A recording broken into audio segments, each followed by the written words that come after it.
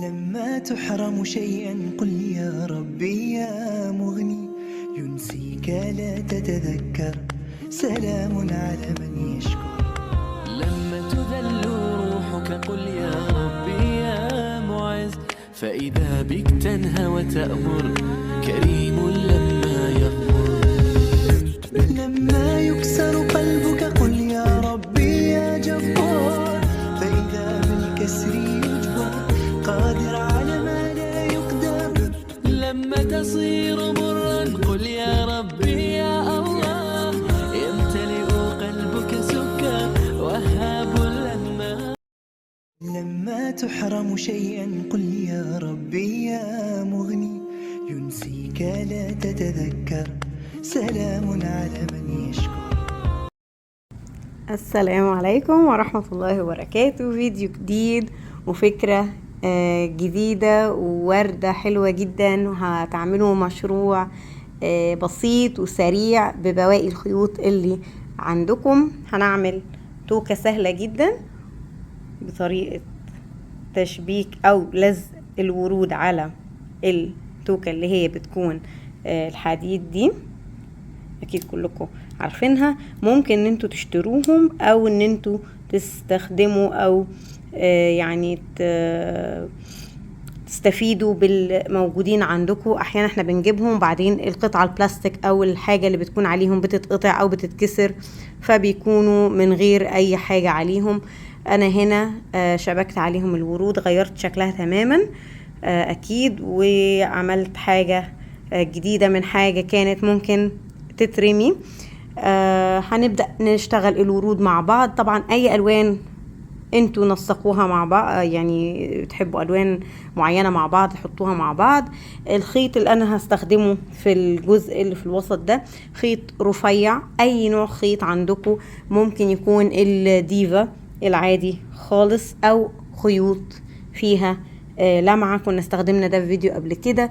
انا هنا النهاردة هستخدم معاكم خيط صوف رفيع وفيه لمعة بيدي شكل للورود حلو، ده موف غامق.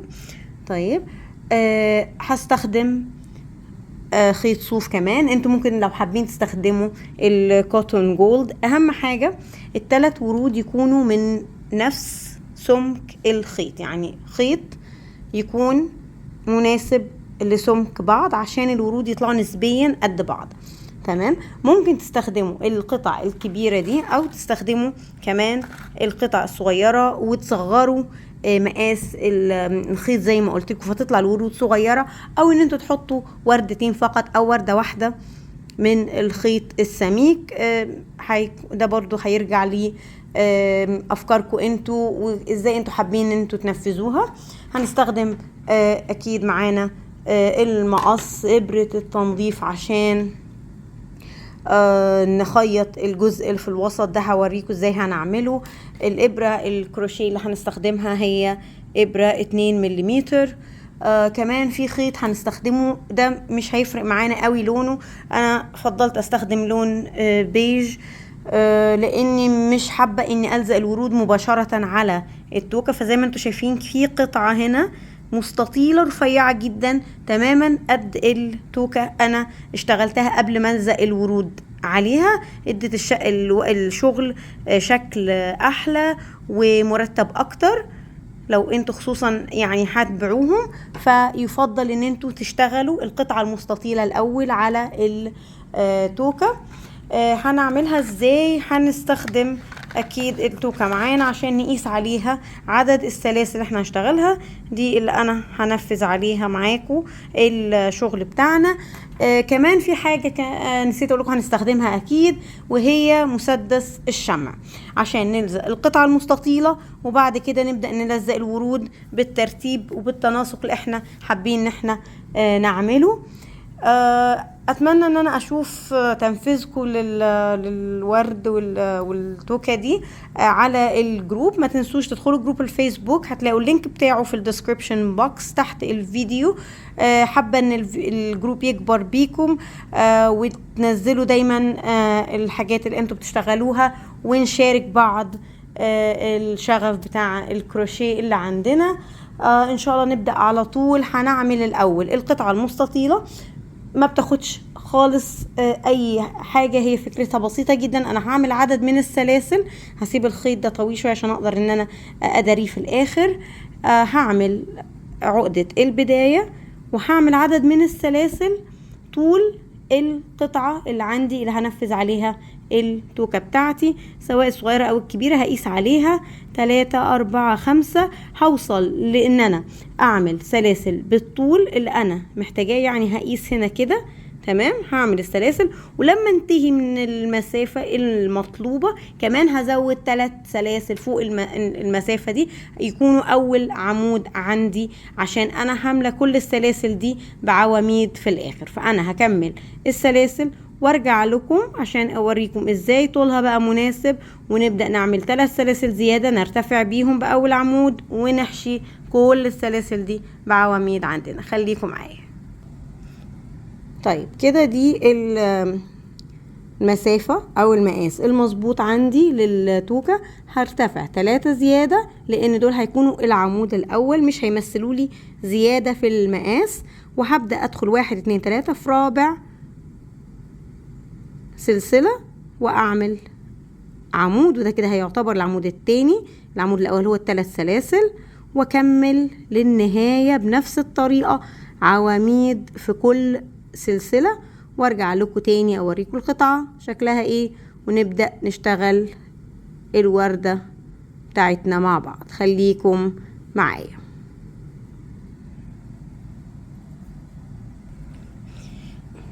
طيب هنا دي كده القطعة المستطيلة، بسيطة جدا جدا، متاخدش طبعا اي وقت ولا خدت اي خيط. عشان كده انا بقول لكم المشروع ده حلو قوي قوي للي عايز يعمل حاجة ببواقي الخيوط اللي عنده. هنبدأ نعمل الوردة بتاعتنا طريقة اول مرة انا يعني شخصيا اشتغلها، حلوة جدا. فكرتها يعني بتعتمد على زي ما هتشوفوا معايا حاجة اسمها الكروشيه التونسي، اللي هو بيعتمد على سحب الخيط من غرز متتالية. انا الحمد لله مؤخرا جبت ابر تونسي، وان شاء الله تلاقوا على القناة قريبا فيديوهات تنزل لتعليم الكروشيه التونسي، غرز مختلفة تنفع نعملها بطاطين للبيبيهات. ان شاء الله تابعوا معايا الفيديوهات اللي جاية نلاقي فيها الكروشيه التونسي. طيب هنعمل ايه؟ هنعمل دائرة سحرية وهنشتغل فيها 6 غرز حشو، وهنقفلهم في بعض. هشتغلهم وارجع لكم عشان الوقت. طيب خلصنا 6 غرز حشو وقفلناهم في بعض بمنزلقة. هنعمل اول بتل عندنا بان احنا نرتفع 8 سلاسل، وانتوا بتشتغلوا 8 سلاسل حاولوا تخلوهم الى حد ما يعني مرتاحين شوية عشان تقدروا تدخلوا فيهم بسهولة تسحبوا الخيط. هندخل في اول سلسلة من طبعا مش اول، تاني واحدة من الابرة يعني، وهنبدأ نسحب الخيط من واحدة ورا التانية زي ما انتوا شايفين كده. يعني هنعمل 7 سحبات لحد ما نوصل لأول سلسلة عملناها من 8 دول. ده اللي انا بقول لكم عليه اسمه كروشيه تونسي. كنا مرة عملنا غرزة تونسية على شكل مربعات كده، لو ترجعوا لها في الفيديوهات هتلاقوا فيها نفس الفكرة، ان احنا برضو بنسحب الخيط من كذا غرزة متتالية. بعدين لفيت خيط وعديت منهم كلهم، تمام، وبعدين هنزل اشتغل غرزة منزلقة في الغرزة اللي بعد كده، تمام.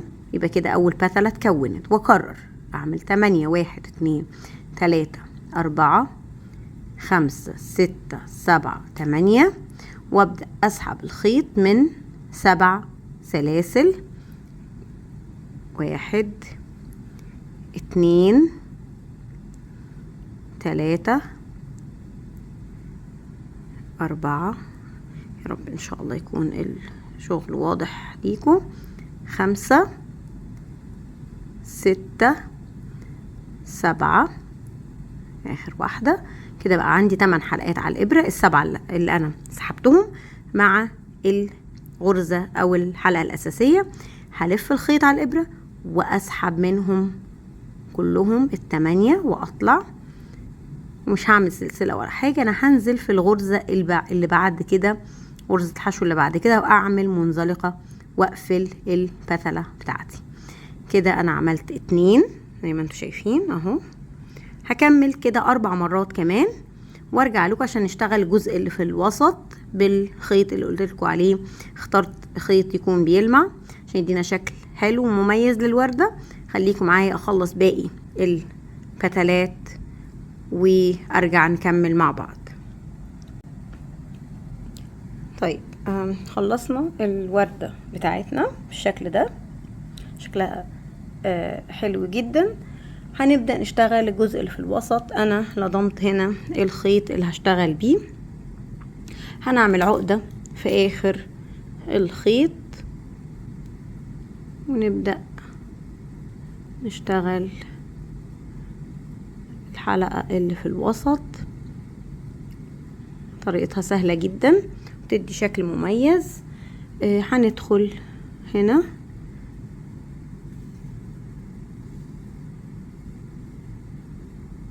وبعدين هنبدأ نحن بالإبرة في الوسط كله، في الوسط يعني حاولوا انتوا خليكوا على قد ما تقدروا في ال6 غرز حشو اللي في النص. هنطلع كده بالإبرة ومش هنخرج بيها، وهنبدأ ان احنا نلف الخيط 25 مرة على الإبرة. 1 2 3 4 5 6 7 8 9 10 وازقهم لتحت. وانتوا بتعملوا اللف ده هتراعوا ان انتوا يعني ما تشدوش ايديكوا قوي وانتوا بتلفوا، خلوا شوية اللفات فيها براح عشان تقدروا ان انتوا تسحبوا الابرة بسهولة.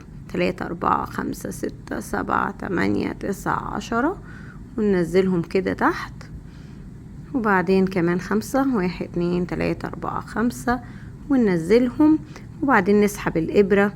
مادام انتوا عملتوه براح هتلاقوا ان انتوا تقدروا تسحبوا الابرة بسهولة. اسحبوا الخيط وما تشدوش قوي، يعني مجرد ما الخيط خلاص يكون عدى تماما كله.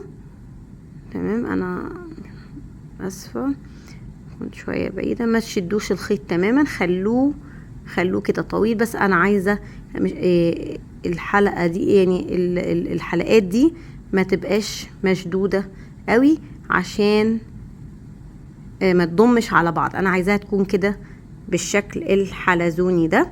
وبعدين انا هبدأ اشكلها، يعني هبدأ اشكلها بايديا. هشد وانا بشكلها، هتبدأ انها تلف معايا وتكون لي زي دايرة. تمام اهو بايديا انا بشكلها، شايفين اهو. شكلتها خلاص على الشكل انا عايزاه. بدخل في اخرها هنا بالابرة وابدأ اكني بخيطها في الوردة. عايزة اثبتها من النواحي، او لما دخلت في المكان ده وعملتها على شكل دايرة خلاص اهي خدت الشكل. شايفين شكلها حلو جدا. بس انا مش هكتفي بكده لان هي هتبقى طالعة لبره من الناحية اللي هي فيها كل الحلقات دي. فانا هحاول بقدر الامكان ان انا اخيطها بس بطريقة ما تبقاش باينة، يعني هدخل واطلع يدوب بس مرة او مرتين اثبتها في الناحية المقابلة مكان ما دخلت، عشان ما تبقاش مايلة لقدام او تبقى طالعة شكلها مش حلو، تتحرك من مكان ما انا عايزاها تكون. فانا مجرد بثبتها على الشكل الدائري بتاعها ده في الوسط. تمام، وكده تكون خلاص هي الوردة بتاعتنا خلصت. هنقص الخيوط الزيادة من ظهر الوردة ونبدأ نسخن المسدس الشمع بتاعنا اهو. شايفين كده شكلها النهائي.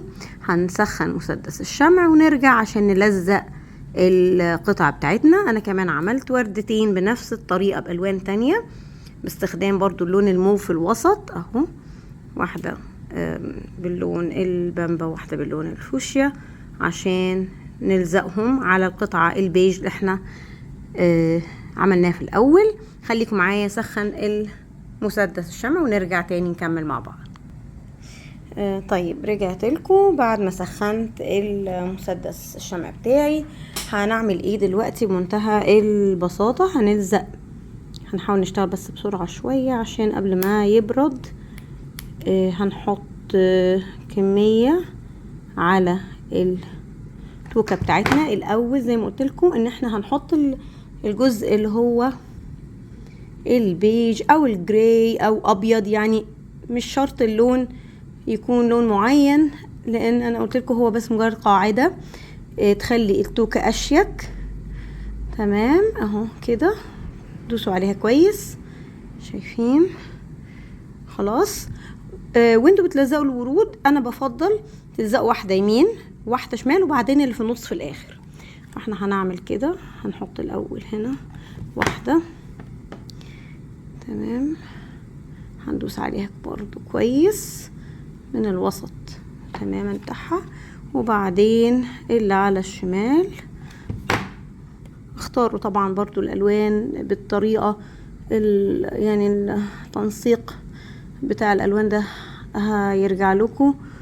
وبعدين نحط، ممكن كمان يعني دلوقتي جات لي فكرة ان ممكن تحطوا ورق شجر، يعني الافكار لا نهائية ممكن تنفذوها بطرق مختلفة جدا جدا جدا.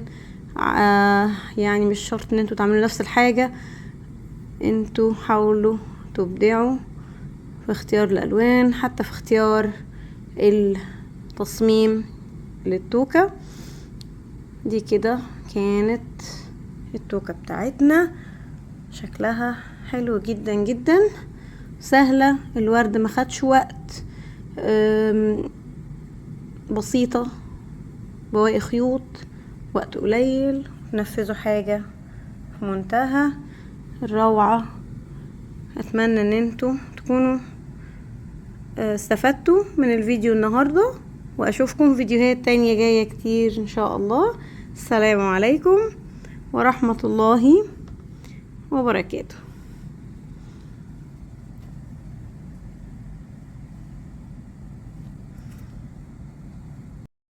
لما تحرم شيئا قل يا ربي يا مغني، ينسيك لا تتذكر، سلام على من يشكو.